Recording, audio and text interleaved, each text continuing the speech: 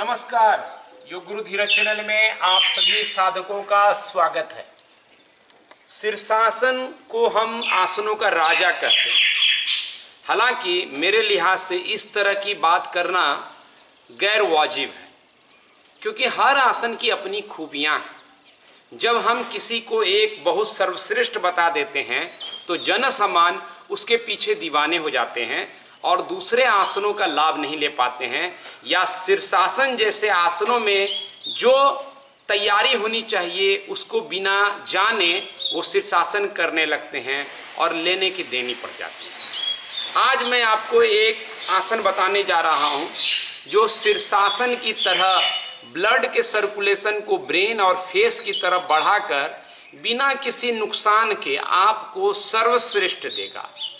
शीर्षासन में भी नुकसान हो सकता है, खास तौर पे अगर आपकी शुरुआती शारीरिक तैयारी नहीं रही।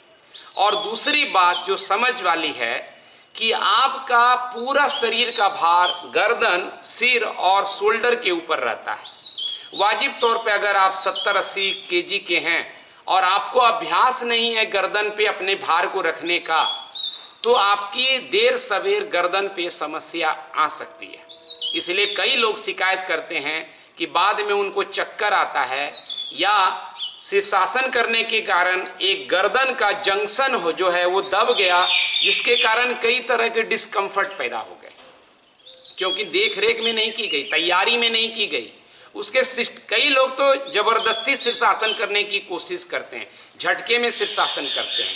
इसीलिए शीर्षासन अपने आप में एक खतरनाक भी हो सकता है अगर आप सही तरीके से उसको नहीं जानते हैं, और इसकी संभावना ज़्यादा है क्योंकि आपको एक प्रॉपर अलाइनमेंट नहीं होता। आप लगातार अपने पाँव पे खड़े होने का अभ्यास किए हैं सालों से, उसके बावजूद आपको पाँव में, घुटने में दर्द होना शुरू हो जाता है आपके भार बढ़ने से। तो आप समझ लीजिए इस नाजुक गर्दन, सिर का और कंधे का थोड़ा सा सपोर्ट से आप कितने ज़्यादा भार को बढ़ा सकते हैं और लेने के देने पड़ सकते हैं। इसलिए एक सरल उपाय बताता हूं जिससे आप कई तरह के लाभ ले सकते हैं। फेस में ताजगी लाने के साथ साथ, आंखों में रोशनी बढ़ाने के साथ साथ, ब्रेन में शांति के अलावा मैं एक एक करके बताता हूं कि वो आसन क्या है। आप खड़े हो जाइए। शीर्षासन का असल मकसद यही होता है कि कैसे आप अपने ब्लड को ब्रेन के तरफ, फेस के तरफ, आंख के तरफ ज़्यादा बढ़ाएं। लेकिन इसको अगर सरल तरीके से हम जान लेंगे दूसरे आसन में, तो जरूरी नहीं कि शीर्षासन करना ही हो, और ये कोई भी कर सकते हैं। कई लोग जानते हैं कि शीर्षासन में एक संतुलन भी चाहिए, संतुलन साध नहीं पाते हैं तो वो आसन का लाभ नहीं मिल पाता है। तो आप करें क्या? प्रसारित पाद उत्थान आसन। इसमें दोनों पाँव को फैला लीजिए, अपने हाथ को घुटने के ऊपर रखिए। बारीकी से समझिएगा, गलती इसमें भी होती है, वो सुधार कर लेंगे। सांस छोड़ते हुए आगे बढ़े। फिर मैं बताऊंगा कमर दर्द हो या स्टिफनेस हो तो आप क्या करें। आप धीरे धीरे आगे झुकते जाइए। आपको अपने सिर को इस तरह से जमीन की तरफ छोड़ देना है जैसे आप शीर्षासन में छोड़ देते हैं, ढीला बिल्कुल। तो आप देखिए, आप इस तल पर जब आप रुकते हैं अपने हाथ को नीचे रख सकते हैं या कमर पर। जरूरी नहीं है कि जमीन में सटे, अच्छा है नहीं सटे, क्योंकि ऐसा होने से ग्रेविटी आपको मदद करती है, यानी ग्रेविटी आपको नीचे खींचेगी, और ग्रेविटी की इस मदद की वजह से आप आसानी से अपने पूरे भार को सिर के तरफ ले जाते हैं। तो ब्लड का फ्लो सिर के तरफ, आंखों के तरफ बढ़ेगा। आप यहाँ पे शांति से कई मिनटों तक रह सकते हैं, सांस लेते छोड़ते रहे। आसन में आप अलग अलग प्रकार कर सकते हैं, जैसे मैं एक प्रकार ये कर रहा हूं ताकि आप इससे ज़्यादा देर रह पाएंगे, और थोड़ा देर इसमें रहने के बाद आप प्रकार बदल सकते हैं, लेकिन सिर को नीचे रखिए। और किन किन बातों का ध्यान रखना है वो मैं बता रहा हूँ। तो इस तरह से जब आप आसन में रहेंगे तो शीर्षासन में आप ज़्यादा देर नहीं रुक पाते होंगे। 1.5-2 मिनट में आपका संतुलन बिगड़ जाता है।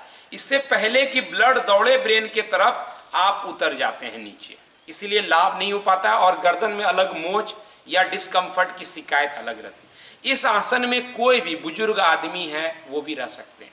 अगर आपके शरीर में लचीलापन का अभाव है, स्टिफनेस है, या कमर स्पाइन की समस्या है, तो ये आसन उसमें भी मदद करेगा।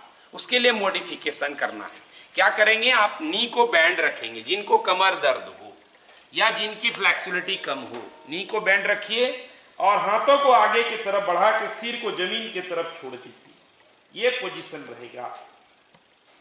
सिटिंग बोन को यानी हिप के एरिया को पीछे की तरफ पुश करें, दोनों हाथों के बीच में गैप रखिए। तो इस पोजीशन में आप नी को बेंड करके हाथ ऐसे भी रख सकते हैं, नीचे भी रख सकते हैं, जहां भी आपको मन करे। लेकिन गर्दन को कई लोग पकड़ के रखते हैं, वो नहीं रखेंगे, ढीला छोड़ देंगे। आंखों को बंद कर लीजिए और फील करें ब्लड के फ्लो को कि कैसे सिर की तरफ, आंखों की तरफ बढ़ता जा रहा है। फिर जब वापस आना हो तो शांति से आप आ सकते हैं या आराम से आकर के नीचे बैठ सकते हैं।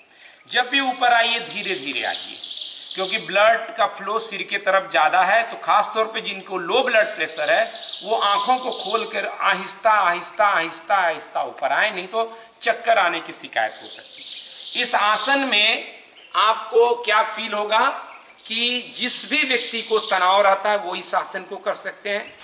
डिप्रेशन रहता है, आप विद्यार्थी हैं, बहुत पढ़ते हैं, ब्रेन का इस्तेमाल ज़्यादा होता है, थक जाता है, तो बीच में पढ़ने के बीच में भी आप इस आसन को कीजिएगा, रिलीफ हो जाएगा। स्पाइन के दर्द में भी रिलीफ देगा। ज्योति जिनकी कम है आँखों की, ज्योति में विकसित करेगा। चेहरे के चमक को विकसित करेगा। कई तरह के लाभ हैं। साथ ही साथ पैर को स्ट्रेच करेगा। काउंटर पोस्चर कर सकते हैं। अगर पाँव में अगर आपको लगे कि ज़्यादा स्ट्रेच हो गया है तो थोड़ा सा दूरी लेके खड़े हों, राइट टर्न करें, सांस लेके हाथ ऊपर करें। पार्श्वोत्थानासन के लिए सांस छोड़ते हुए आगे झुकें।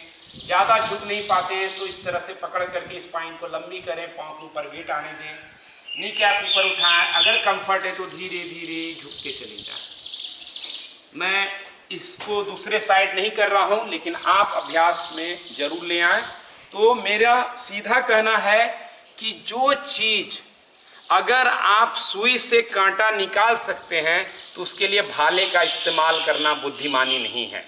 यानी जो काम प्रसारित पाद उत्तान आसन कर सकता है, ब्लड और प्राण के फ्लो को सिर, आंखों और चेहरे के तरफ बढ़ा करके, स्पाइन में ओपनिंग करके, जिससे कि मन का किसी का हिला हुआ हो तो वो भी सही होगा। तो इन तमाम चीज़ों को प्रसारित पाद उत्तान आसन कर सकता है तो शीर्षासन की हट ना करें। ऐसा नहीं कि शीर्षासन नहीं सीखनी चाहिए, उसका एक सरल तरीका मैंने बताया है। वीडियो डिस्क्रिप्शन और कमेंट में उसका लिंक दे रहा हूं और वो गारंटी है अगर उस तरीके से आप शीर्षासन करेंगे तो आज का आज ही शीर्षासन सफल हो जाएगा। तो ध्यान में रखें, सही तरीका पहुंचाना वशिष्ठ योगाश्रम का संकल्प है और उस तरीके से आप ज़्यादा लाभ और पुण्य प्राप्त कर सकते हैं। धन्यवाद, नमस्कार।